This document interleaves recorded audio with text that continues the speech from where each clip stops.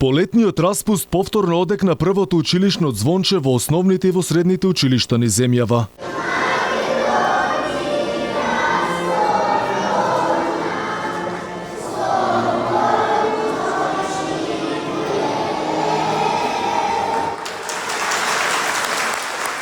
Радо, смејано и силен детски джагор се слушаше низ училишните дворови на стартот од новата учебна година. Со свечена церемонија, во основните училишта беа пречекани најмалите, а топло добре дојде освен родителите им посака и наставниците.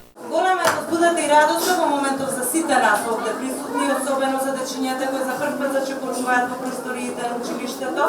И од денеска тие ќе започнат да осознаваат еден сосема нов свет. Она што го видов дека добивме едни прекрасни деца, односно ученици, првачиња, ведри, желни за дружба, желни за нови знаења.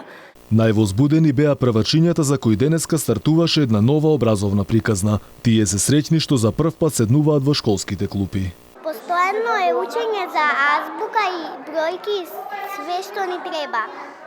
И тоа треба све да се учи за тоа за да имаме многу работи за школа. Мајка ми дава да учам колку броеви. Сакаш да учиш? Да. Многу е убаво во школа и многу радости се прават. Да, јас сум превач, не знам, многу работи. Мој стартот ми беше нешто чудно. Ама после ќе биде добро. Да. Новата учебна година започна за над 200.000 основци и средношколци, но и оваа како и минатата, за сите од нив нема учебници. За децата од 3-то и 6-то одделение, наставата започнува без сите книги кои допрва се одобруваат и треба да се печатат. За наставниците ова е лош сигнал.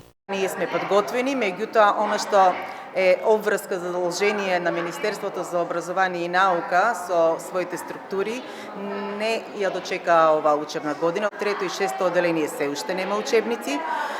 Ќе се работи по дигитални наставни програми. Реагираат и родителите кои велат дека секоја година е иста песна.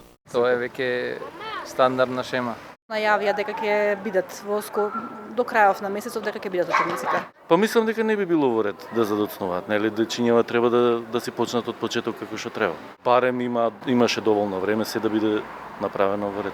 Министерот за образование Јетон Шакири пак не гледа проблем. Вели дека учебниците се печателе и на 7 септември ќе биле дистрибуирани. 7 септември, каде ќе се одобруваат и последните учебници од 6-то одделение. Па после тоа веднаш ќе продолжи постапката за тие учебници да се испечатат. Опозицијската ВМРО ДПМН реагира дека учениците плаќаат преголем цех поради катастрофалните политики на власта. Бараат оставка од министерот за образование и напуштање на реформите за кои одамна предупредуваат дека се штетни. Учениците ќе бидат дискриминирани со тоа што едни ќе имаат учебници, а други материјали за учење, односно линк во PDF формат некакви материјали. Меѓу новините кои почнуваат оваа учебна година е и пролетниот распуст кој ќе трае од 29 април до 5 мај. Учебната година ќе трае подолго, односно наставата ќе заврши на 17 јуни.